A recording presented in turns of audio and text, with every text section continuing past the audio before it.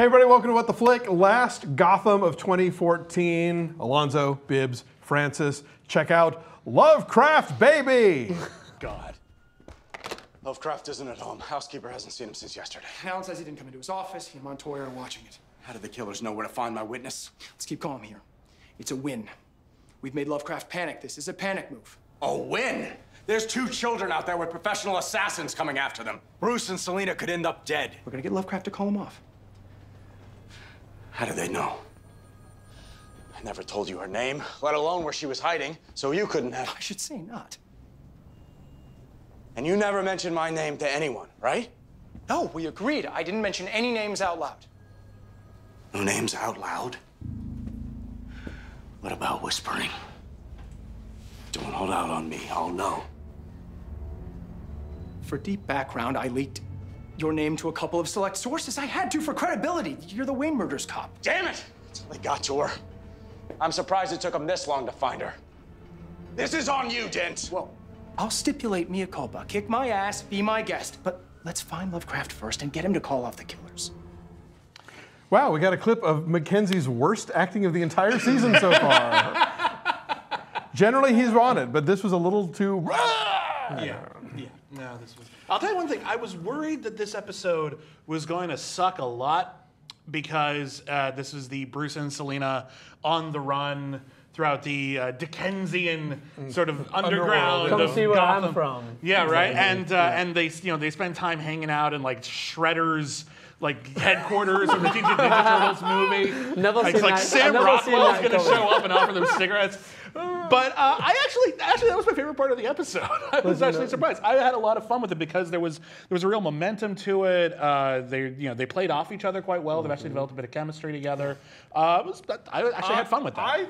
For me, the highlight of this was Alfred, really, coming into his own, leaving the house, kicking some ass, punching a lady. Yes. Yeah. Because Well, the lady she was happens to asking be for like a it. world-trained assassin, so Yeah. it wasn't a bad thing.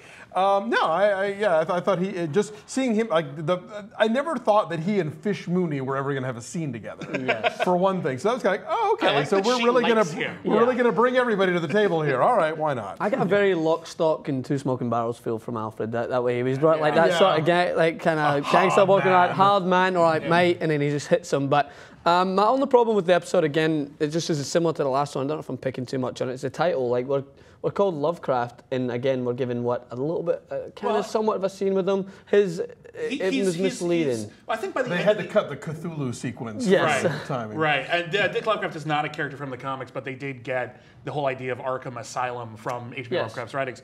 But I mean, he is important because his death seems to be sending us into a new area. And I like that the ending of this episode sees Jim Gordon actually punished for all the stuff that, not that he deserves it, but sees him punished for all of the shit talking he's been doing, and ending up at Arkham Asylum because we need a way in there. We need to see what's going on. I think it's actually kind of cool. I don't think I've ever been as excited for the next episode as I am for this one now. And you have to wait. I've got to Until wait a while in January. January. But Arkham is just something, I mean, from the video games to the animated series. I just love Arkham, and I love how they're going to explore this.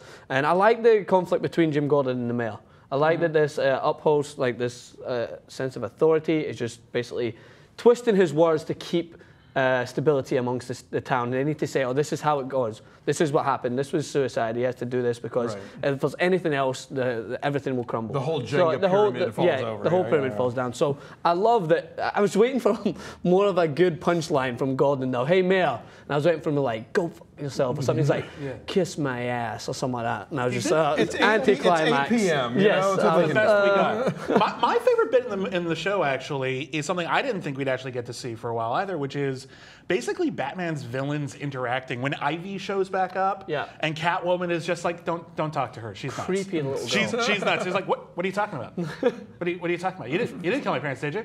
Did you? Am I crazy? Am I crazy? No, I'm not crazy. Like, there's something like, it reminded me of that great Batman the Animated Series episode, Almost Got Him, where it's half the episode is just all the villains playing poker together and interacting off of each other's broad personalities very well. So, I don't know, there's something about that was just really fun, and I like them that they're young and that they have this sort of relationship that makes sense in like this junior high school level, but will also make sense later. I like that kind of thing when it's the actual fully formed characters and they're just hanging out. I mean, some of my favorite issues of comics, like when they brought back the Titans after Teen Titans ended. I think the entire first issue was literally, Dick and Wally and like the Wonder Girl, the core characters sitting in a restaurant on a table and talking about how they're going to put this team back together, and that's it. And I was like, yes, more of this. When they do it like in this show, it smacks of Muppet Babies to me, and that's where I'm not as into it. Bruce is growing on me. Young Bruce is growing on me. Yeah. Selina's still giving me the creeps. Her and Ivy gave me the creeps. Both of them. I think you're supposed to. The one thing I liked from Selina was, "I'm not nice. Well, screw you, orphan." Like that was actually a good line. No, and I like the idea of her being sort of like street tough and at the same time vulnerable. And I get that. And I thought that through line of the nice and then her admitting that she lied at the end was kind of a nice thing. Nice. It was nice, but take off the goggles for Christ's sake. Yeah, the goggles are pushing it. Yeah, you're not there yet. I will say I also like the progression of Bruce.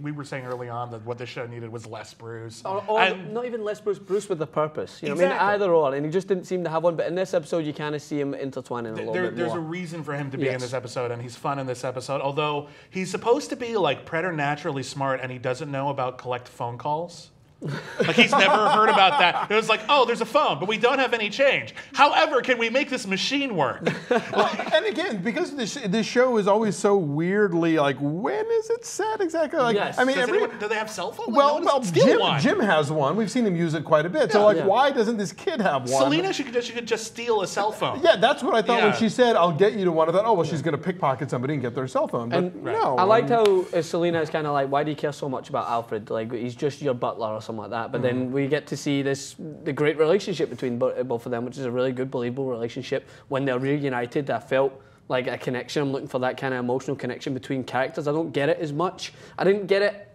as much between Barbara and Jim at the start when she would leave. I wasn't like, didn't believe that he was really that sad, but when I could sense the relief of Alfred. I felt like it was well played.